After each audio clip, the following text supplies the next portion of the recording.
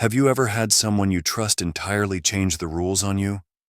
My wife asked for an open marriage, and though it astonished me, I accepted. Still, when it began to benefit me, she regretted it, and that's when everything fell apart. But first, make sure you subscribe. It truly drives me to offer you material daily. Let's get started. I, 39 male, have married my wife, 37 female, for 11 years.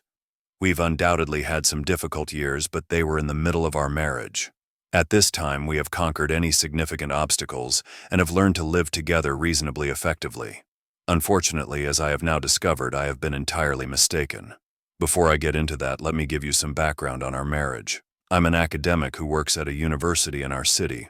I'd always wanted to be a researcher, and by the time we met, I'd already taken the first steps toward that goal. I've gone a long way, and as I like to point out whenever possible, I've had the opportunity to work with a professor who went on to win the Nobel Prize, which is quite remarkable. Of course, I've done many interesting things alone, so it isn't the only line I say at parties. My wife, on the other hand, does okay. She is a company owner. It's not something she always intended to do, but life has led her down that path, and she's done well for herself. She has a beauty salon where you may have your nails and hair done. She intends to expand to incorporate essential cosmetic services, although this is still some time in the future. Her credit isn't as excellent as mine. Therefore, I plan to co-sign on a loan so she can proceed with the expansion. The whole point is that despite our tough years, we've been doing well financially.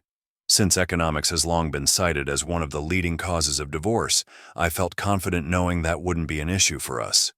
When the situation arose, money was obviously not an issue for us. To be honest, I'm dealing with this situation because of the people my wife is now spending most of her time with. The gossip and ridiculous debates in a beauty shop are never good news, and this new problem stems from that. No, this woman wanted to be an author and was on that route when we met, so don't claim this is what I should have expected.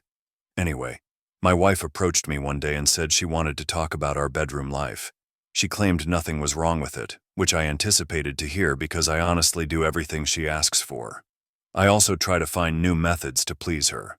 According to her, it was like eating the most admirable sort of burger every day. And the part that almost made me laugh despite how uncomfortable the situation was. Sometimes you just want a hot dog. I couldn't tell if she was joking, but she was dead serious, which surprised me because I had no idea she thought our bedroom life was boring. That was highly shocking to me. I'm sure I questioned her 4 or 5 times whether she was serious, but she said she was.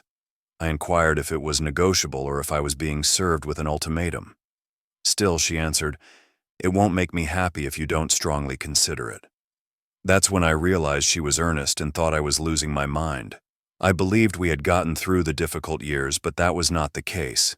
As much as she might have expected me to just reply, "Sure, why not?" I despise the concept of non-exclusivity in any intimate connection. That completely contradicts the objective. I haven't responded at this point, but the last time we discussed it, she stated, "You're acting as if things won't be open for you either." It's not just me, but that doesn't improve things for me. To be completely honest, it doesn't. So this is where I am right now.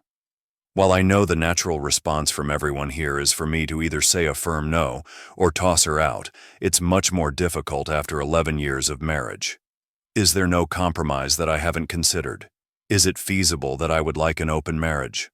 I was a player in college, so I don't lack the required abilities to make things work. I soon admitted to her that I wasn't a big lover of the whole thing and was simply willing to make her happy. But she didn't seem to care that she was doing all this to me under duress. She grabbed my agreement and ran with it. Well, I'm pleased I didn't stick around like a cuckold while she went out 2 nights a week.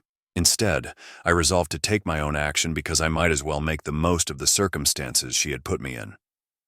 I considered using all of these dating apps at first. Still, I eventually decided against it and began flirting with some of the folks I knew at university, outside of work hours. It was surprising how effectively that worked for me, mainly because I experimented in departments distant from mine. The finest aspect was how simple it was for everyone to recognize that what we were doing was completely voluntary. That could be the benefit of doing informal things with folks our age, or perhaps I was lucky with the people I chose. Nobody was looking for anything else. I recognized how mature things were for me when, approximately 2 months into the arrangement, one of the 3 persons I had gotten involved with invited me to a symposium where she was supposed to present. It wasn't intended to be a date, but simply a casual invitation. Although many of the attendees were not from my field, I could network with them and learn about what they were working on. I made sure to gather a few of their cards before they went. To be honest, I believe that my social life has improved in ways that I enjoy, not through parties or clubs, but through genuine connections, and that the marriage's openness helped this. Yes, I am still taking advantage of things, but it is not the best benefit I have received.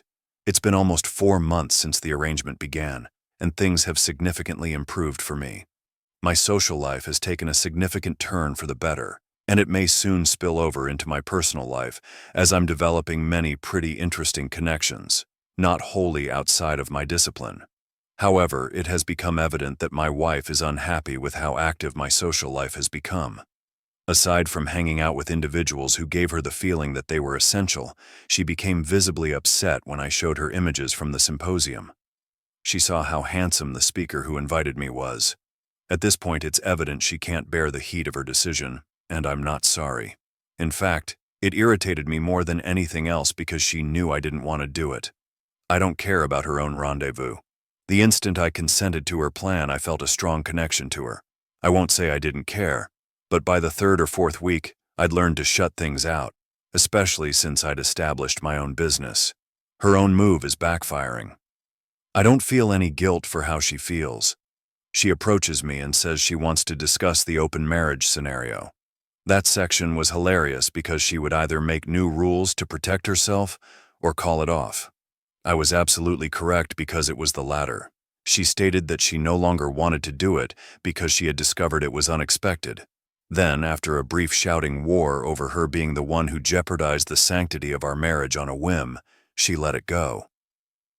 You're busy feeling like you're more important than you are because you're making big fancy friends here and there. That's when I realized that one of the things she might have been concerned about, even more than my sleeping with other people, was that I was forming a pretty high-end social circle for myself. That's the kind of life she wishes she had. Still, I couldn't even bring her in my instance because most of my initial interactions came from people I met due to the marriage's new openness. How funny is that? So she had to watch the whole event from the sidelines and must have been dying of envy.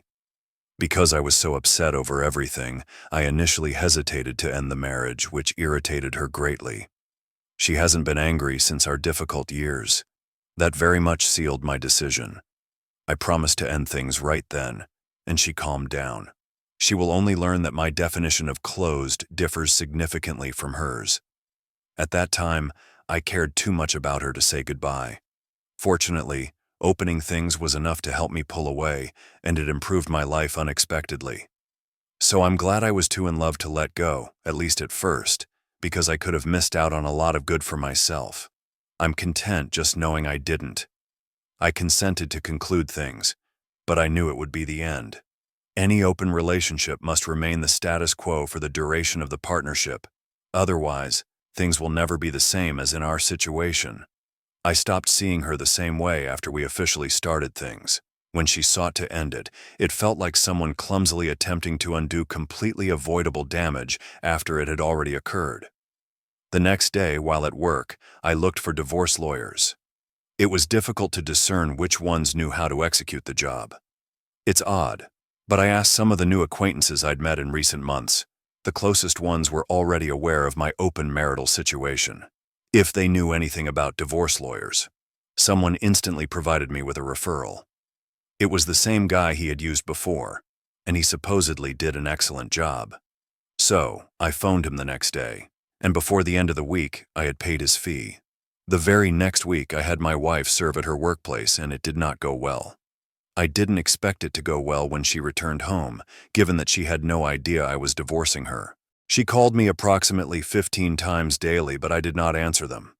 When I returned home, she raced back when she couldn't reach me.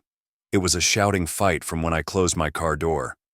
I suppose it wasn't much of a match because I wasn't shouting back. When I got inside, I informed her I was paying her back for the open marriage. She would not put us through that and expect everything to return to normal. That is what I wanted her to know.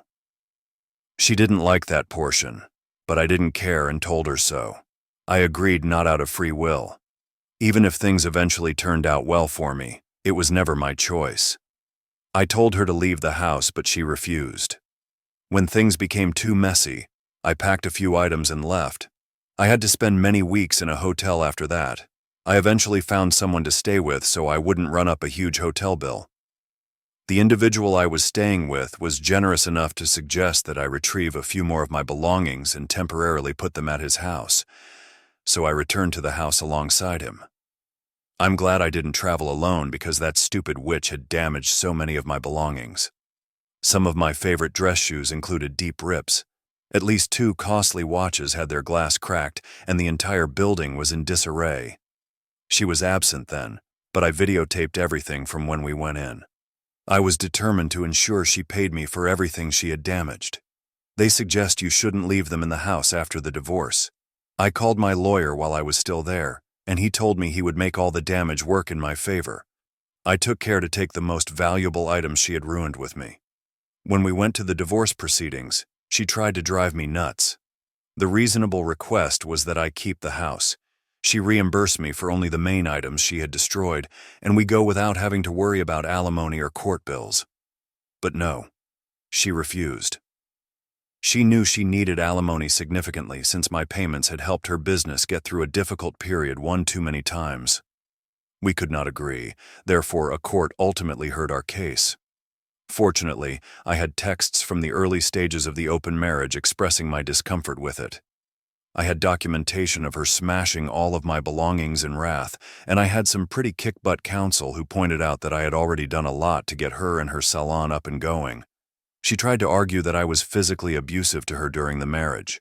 When the judge pointed out that advocating an open marriage to a physically abusive spouse would be foolish, she tried to make it appear that this was what fueled my violence against her. He questioned if she had any hospital records to back up her accusations, and she stated that she had never been to a hospital following my assaults. He requested a snapshot, but she didn't have any, saying, "I never thought of taking selfies after the love of my life turned me into a punching bag."